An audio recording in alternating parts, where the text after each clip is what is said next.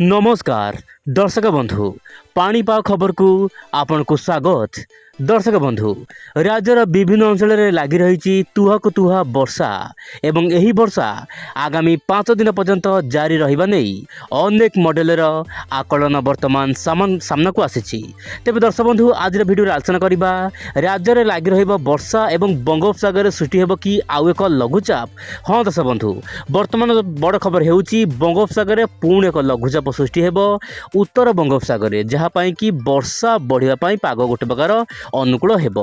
वर्तमान आपण mobile screen देखंतु कौन रही पाणीपागर प्रणाली आपण देखंतु।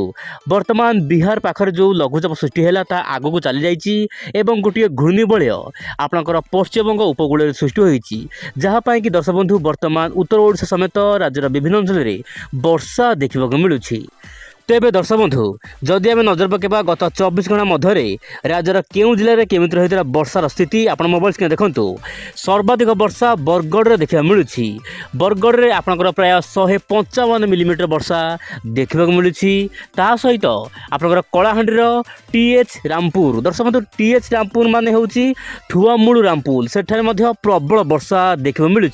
यह सहित नुआपड़ा जिले में 76 मिलीमीटर सेहीपरि बरगढ़ पाइकमाल 74 मिलीमीटर सेहीपरि संबलपुर बुर्ला 66 मिलीमीटर सेहीपरि कोरापुट रे 60 मिलीमीटर वर्षा रेकर्ड करा जाइछि। तेबे दर्शक बंधु जदि हम देखिबा आपनकर कोरापुट जिले में 60 मिलीमीटर वर्षा होइछि ता सहित संबलपुर हीराकुद रे आपनकर 59 मिलीमीटर वर्षा रेकर्ड करा जाइछि।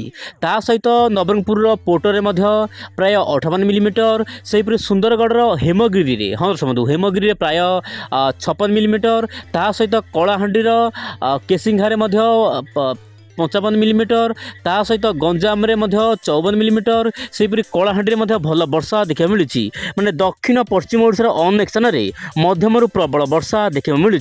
किंतु प्रबल वर्षा सत्वे राज्यर एमिति किछि जिला अछि जो जिले में एबे भी कम वर्षा देखा मिलूँ।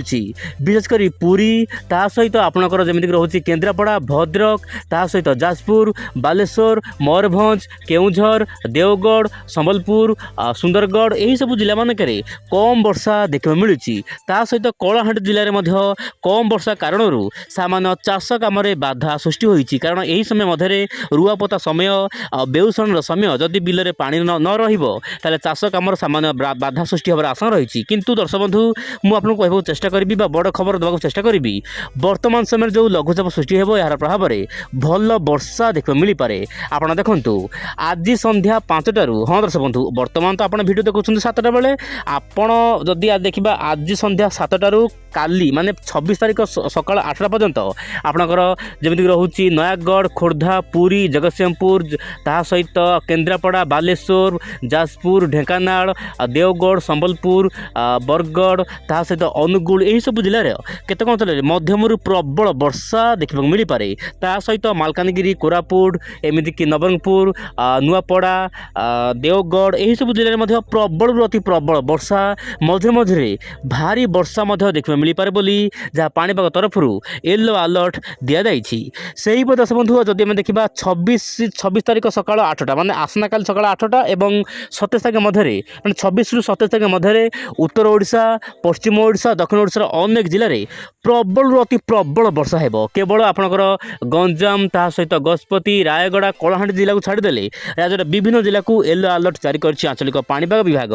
किंतु दर्शक बंधु जो 4 जिले में कौन अलर्ट दि जाए ना ताने कहीपर यह जिले में वर्षा हेबनी किंतु वर्षा हेबो सारा राज्य हेबो। किंतु जो येलो रंगर दि जाइए ग्राफ यही सब जिला मानक heavy to very heavy rainfall हो पारे स्थाने स्थाने प्रबल वर्षा हो पारे अचानक नदी में बन्या भली परिस्थिति सृष्टि हो पारे। तेणु दर्शक बंधु आप सतर्क रुहतु आपन जिले में वर्तमान वर्षार स्थिति केमिति रही आप कमेंट माध्यम जनातु।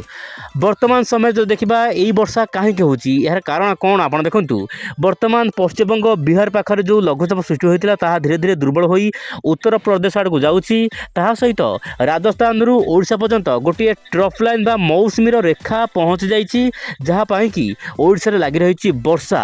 ताहा सहित दर्शक बंधु आपंकर राजस्थान रु केरल पर्यंत आप देखिपे राजस्थान रु केरल पर्यंत गोटे ट्रफ रेखा सृष्टि होती। यह सहित दर्शक बंधु आगामी 24 घंटा मध्य गोटे लघुचाप सृष्टि हेब। दर्शक बंधु वर्तमान गोटे घूर्णिबलय सृष्टि हो सारी କିନ୍ତୁ ଆପଣ ଭିଡ଼ିଓ ଦେଖିବା ସମୟରେ ମଧ୍ୟ ଲଘୁଚାପ ସୃଷ୍ଟି ହୋଇପାରେ ବୋଲି ଯାହା ପାଣିପାଗ ବିଧିବଦ୍ଧ ଭାବରେ ଘୋଷଣା କରିବ। କିନ୍ତୁ ଦର୍ଶକ ବନ୍ଧୁ ଯେଉଁ ଲଘୁଚାପ ସୃଷ୍ଟି ହେବ ଏହାର ପ୍ରଭାବରେ ଆପଣଙ୍କର ଉତ୍ତର ଓଡ଼ିଶାର ଅନେକ ଜିଲ୍ଲାରେ ଏକ୍ସଟ୍ରିମଲି ରେନଫଲ୍ ହେବାର ଆଶଙ୍କା ରହିଛି।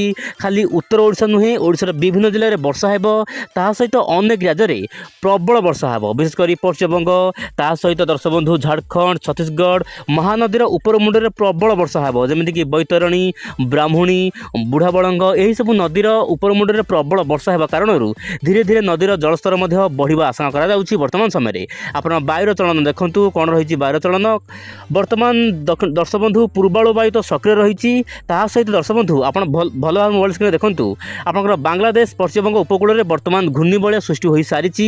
ଖାଲି ପାଣିପାଗ ଯାହା ବିଧିବଦ୍ଧ ଭାବରେ ଘୋଷଣା କରାଯିବ, ଯାହା କରାଯିବା ପାଇଁ ଅପେକ୍ଷା କରାଯିବ, କିନ୍ତୁ ବର୍ତ୍ତମାନ ସମୟରେ ଘୂର୍ଣ୍ଣିବଳୟ ସୃଷ୍ଟି ହୋଇସାରିଛି ଏବଂ ଏହାର ପ୍ରଭାବରେ ଭଲ ବର୍ଷା ଦେଖିବାକୁ ମିଳିପାରେ।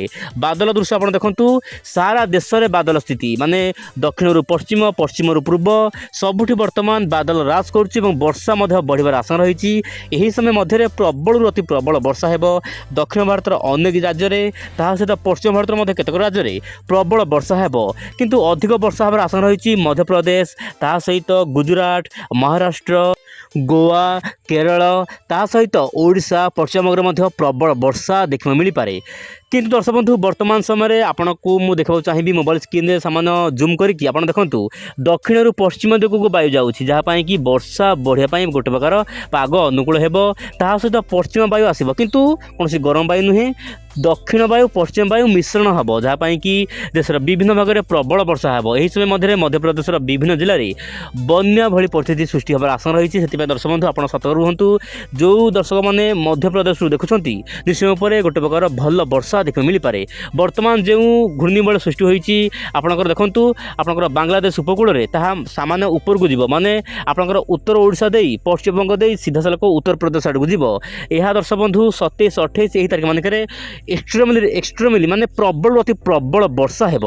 ତେବେ ଦର୍ଶକ ବନ୍ଧୁ ଇଏ ଥିଲା ଆପଣଙ୍କର ପାଣିପାଗର ଅପଡେଟ୍। ଯାହା ଅପଡେଟ୍ ଥିଲା ମୁଁ ଆପଣଙ୍କୁ କହିଲି, ମୁଁ ପୁଣି ଆସିବି ଆସନ୍ତାକାଲି ଆଉ ଏକ ନୂଆ ଅପଡେଟ୍କୁ ସାଥିରେ ଧରି। ସେତେ ପର୍ଯ୍ୟନ୍ତ ବିଦାୟ ଦିଅନ୍ତୁ। ନମସ୍କାର, ଜୟ ଜଗନ୍ନାଥ।